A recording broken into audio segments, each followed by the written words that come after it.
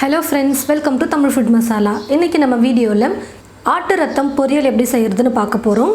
நான் வந்து கடையில 2 ஆட்டு ரத்தம் வாங்கிட்டு வந்து வச்சிருக்கேன். முதல்ல இத வந்து நம்ம சின்னதா கையிலேயே இது போல நம்ம கட் பண்ணி எடுத்துக்கணும். நீங்க இப்படி கையில நீங்க பசஞ்சீங்கனாலே அது வந்து சின்னதா உதிரா வந்துரும். கடாய் நல்லா சூடேறினதுக்கு அப்புறமா நான் எண்ணெய் சேர்த்துக்கிறேன். எண்ணெய் நல்லா சூடேறினதுக்கு அப்புறமா ஒரு 1/2 ஸ்பூன் சீரகம் சேர்த்துக்கிறேன். 4 பச்சை மிளகாய் எடுத்து ஒண்ணும் பாதியமா நான் வந்து அரைச்சு எடுத்துர்க்கேன் பாருங்க. இப்போ இந்த பச்சை மிளகாவை சேர்த்துக்கிறேன் எண்ணெயில.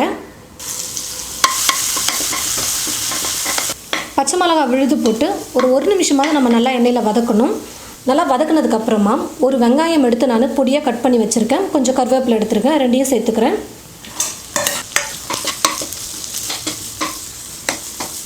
வெங்காயம் இந்த அளவுக்கு நல்லா பொன்னிறமா வதங்கினதுக்கு அப்புறமா நம்ம எடுத்து வச்சிருக்கிற ஆட்டு ரத்தத்தை நம்ம சேர்த்துக்கலாம். கொஞ்சமா மஞ்சள் தூள் சேர்த்துக்கிறேன். உப்பு வந்து கொஞ்சமா சேர்த்துக்கோங்க. ஏன்னா நம்ம கடையில வாங்கிட்டு வரும்போதே அவங்க ரத்தத்துல வந்து உப்பு போட்டு தான் கொடுத்திருப்பாங்க. அதனால நீங்க உப்பு கொஞ்சமா சேர்த்துக்கோங்க. அதுக்கு அப்புறம் டேஸ்ட் பார்த்துட்டு கூட நீங்க உப்பு பத்தலனா சேர்த்து நம்ம mix பண்ணிக்கலாம். பாருங்க இப்போ வந்து ரத்தம் வந்து பார்க்கிறதுக்கு தண்ணியா இருக்கு பாருங்க. இதெல்லாம் நல்லா dry ஆகி நல்லா குக் ஆகி வரணும். அந்த அளவுக்கு நம்ம குக் பண்ணனும். ஒரு 10 நிமிஷம் நான் வந்து குக் பண்ணிக்க போறேன். பாருங்க நான் வந்து தண்ணி எல்லாம் நல்லா dry ஆகுற அளவுக்கு நான் குக் பண்ணிக்கிட்டேன். இப்போ வந்து நான் பூண்டு வந்து கொஞ்சம் எடுத்து இடிச்சு எடுத்து வச்சிருக்கேன். அதுக்கு அப்புறம் மிளகாய்த்தூள் கொஞ்சம் எடுத்து வச்சிருக்கேன். இப்போ இது ரெண்டையும் நான் சேர்த்துக்கிறேன்.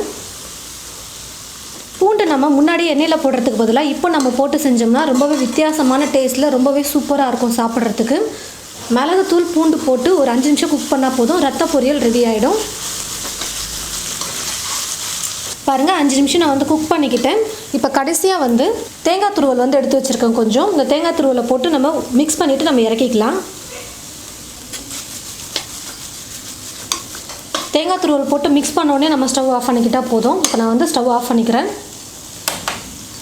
ஆட்டு ரத்தம் உடம்புக்கு ரொம்பவே நல்லது. ரொம்ப ஹெல்த்தியான ஒரு ரெசிபி தான் இது.